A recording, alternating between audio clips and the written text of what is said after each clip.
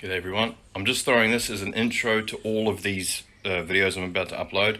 These are all spearfishing info videos from Patreon. The Patreon people that I spoke with said they wouldn't mind if these eventually went on YouTube. There's about 9 hours of spearfishing info stuff. Nothing fancy, just me talking to a GoPro on various topics, but it will probably help quite a few new divers because there's like 9 hours of just absolute... I cover everything I've sort of ever learned in the scene.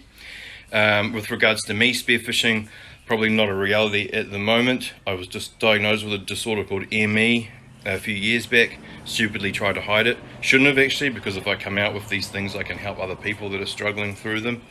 But yeah, I haven't even been able to make this video for the last 4 days because I've been and now yeah, I've got enough energy today. But yeah, you can watch the Future of Aquatic Rehab spearfishing video if you want to know more on that. For anyone that wants to help me through this, I will put my PayPal in here. Feel free if you think you're getting value out of this, because sort of everything helps with this. But otherwise, no pressure. Just go out and send us pictures of the fish that you're smashing. And yeah, hope you guys get some info. G'day crew. So yeah, I'm just gonna have a bit of a chat about reels. Basically, I can't remember what the question was. Something about having a bit of a chat about reels, maybe like new guys getting onto reels. Something I think about quite a lot. Had messages from people listening to the Noob Spearo podcast saying there have been recommendations to wait about 15 years before you start using a reel. That might be a bit over the top, because yeah, I probably wouldn't be allowed to use a reel in that case. But I think that, but I do understand, because if there's a person that does a low level of diving over 15 years, then yeah, maybe. But my recommendation is sort of like several years of hard like spearfishing, so you can really get a good idea. And because people die using them, and that I understand over in like overseas and that it can be a bit more dangerous, depending on what the species do. Kingfish can be a little bit of a mongrel because of the way that they circle when they fight. Some fish just straight line it, and some fish sort of do different sort of things, and kingies can be a bit sneaky because they can get into a bit of reef. They like to get into a bit of reef, but they also just like to go round and round in circles. They never just sort of really straight line it. And yeah, your job's really to keep them off the reef, and if you're inexperienced, then you let that line go loose, and that line sort of gets around you. People die because of that, and I've had a few real nasty experiences with it as well. For example, the bad ones that I find is if you shoot a kingy and you hit it in the head and you don't kill it outright, but you kind of knock them out. You can kind of tell there's a few subtle signs, but sometimes it is quite difficult to tell whether they're dead or not. And then you go up and think, oh, I can grab it, and then when you're moving over to the fish, the line coils, and then when the fish starts to run, you can have it around a part of your body or your arm or something, and get caught. I've had it where I got my these two fingers, the dynamo line wrapped around them real tight, and it kind of created a bit of a knot, and then the fish is just dragging me, and I had to pop my glove off. It was sort of the only way to get rid of it, and it freaked me out because that would have could have quite easily led to a blackout. I just wouldn't have been able to surface. And yeah, that was the same thing, just swimming out to a sort of a wounded fish.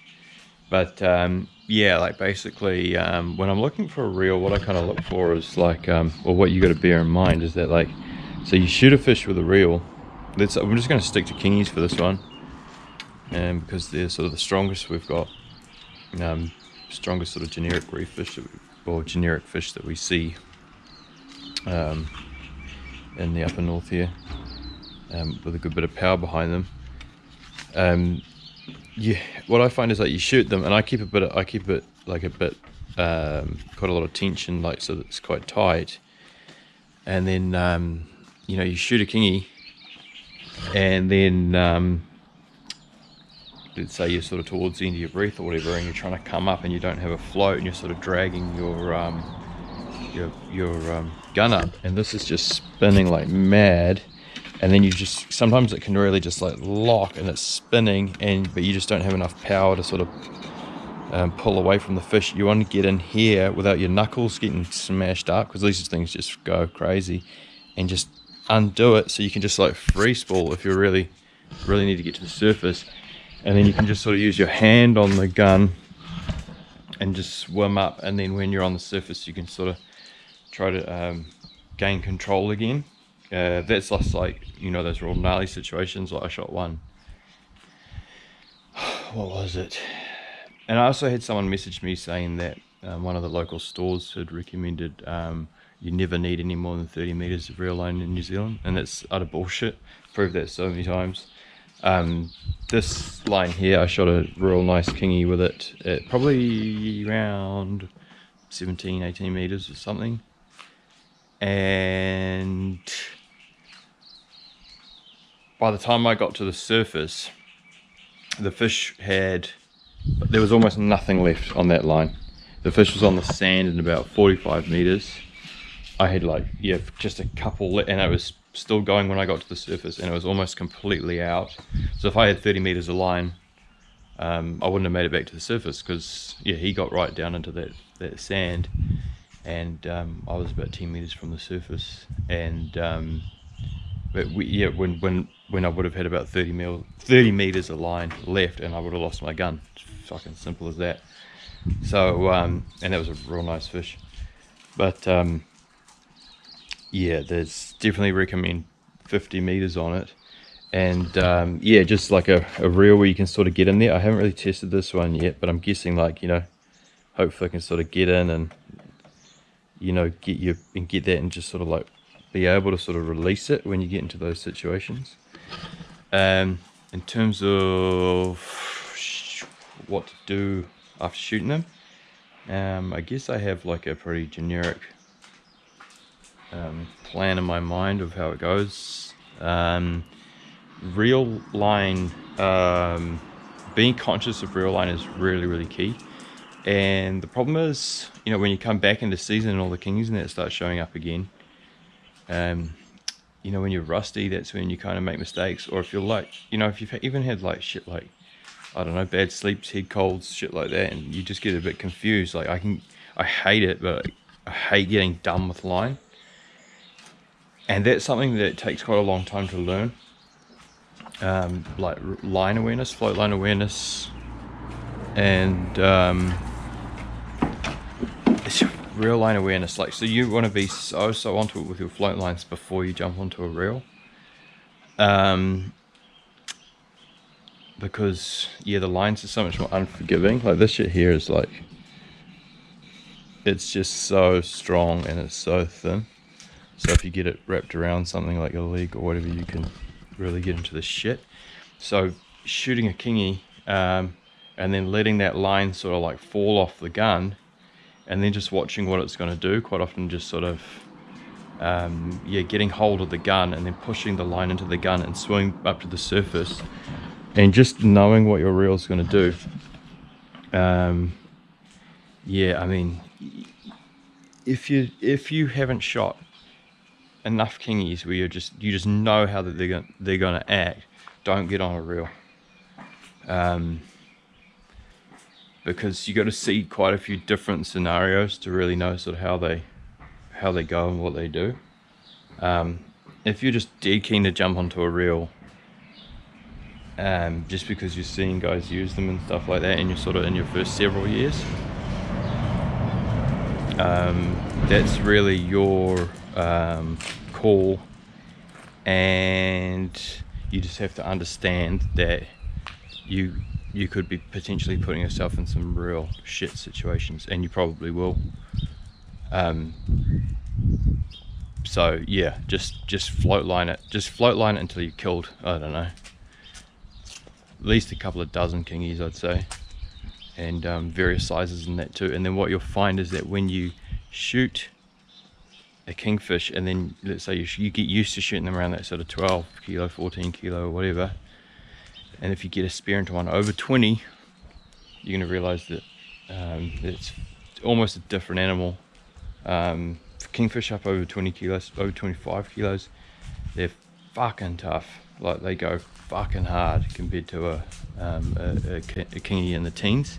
And anything over 30, it's just, it's nothing you can do. Like, yeah, it's just, you're not stopping it. So that's when you really got to have a plan and know exactly what you're going to do next. Like, you got to yeah, for me, like, if I get a fish and get a shaft and a fish, I know it's really big, I've got a whole series of things that I know that I have to do to make them give me the best chance of landing it. So yeah, and then in terms of other fish, like if you're just getting onto reels, yeah, just start shooting stuff. So start shooting butterfish, start shooting snapper and that too. You'll find that with snapper, like, you get a big snapper, they can be quite nasty as well, like, because they can sort of do like big triangles, like they'll fucking be freaking out, and then big snapper can fight really, really hard, so you also have to bear in mind with them too. They're quite a good learning curve with the odd reel. But yeah, you just have to know. Quite often for me, if I want to get power, like what you want to do with a float, you're obviously with a float line, you got a lot of power on a fish, is just get my hand in and just grab that, and then just use that as a force while you're sort of surfacing, just to keep the fish off something. The gun also that sinks can be quite difficult. This one sort of sinks. It's actually quite nice to go down and hunt and just sit on a reef and just put my gun to the side. But when you're fighting fish, it's quite difficult because you're holding that reel line and then you've got a gun there, and then a king, you might just be going around and around the gun. So you have to be quite smart with that as well. Have it between your legs or whatever. So definitely bear that in mind. If the gun floats or not with a reel on it. And this one's wood, so this one should. But yeah, definitely just ease into it. And I'd highly recommend this memory line, not the floppy stuff. So if you get like this line here, you can see it's got a memory to it, and it sort of bends and sort of stays the same in the water. You get it. I've found that I get a lot more drama when I'm shooting fish with a reel that has that floppy dynamo. It's stuff that just sort of like goes willy-nilly all over the show. It can really just wrap up on itself and get tangled all over the show, and yeah, just keep in mind for that. So I think that's pretty much about everything. Just bear in mind, shooting fish with a reel around your mates that have shot fish too. When those two lines get together, it can be quite nasty. But yeah, for anyone watching this, it's I genuinely have quite a concern for people getting onto reels too early. You really, really need to know. And like, because even for me, like, I find I can just remember sort of every sort of season, like the odd situation where I'm just like, oof. So it adds a real another level of thought to the whole spearfishing thing. And I feel like there's a whole bunch of things that have to get burnt into your mind, so they're all just it's all just muscle memory, just so you can so when you're using a reel, so you got to burn things into your mind, muscle memory, in terms of fighting a fish like a kingfish or whatever. And then once all that's set up, then you can go to the reel, because then you've just got all that fucking toolbox in your head, rather than going out and try to learn it all with the reel. Not good. But in terms of other fish and that, like everything that's not a really a powerful fish, I mean, feel free, but chances are if you get in, you're going to see a good fish anyway, first time. And yeah, sweet. So alright, hope you guys got something from this one, and see you on the next one.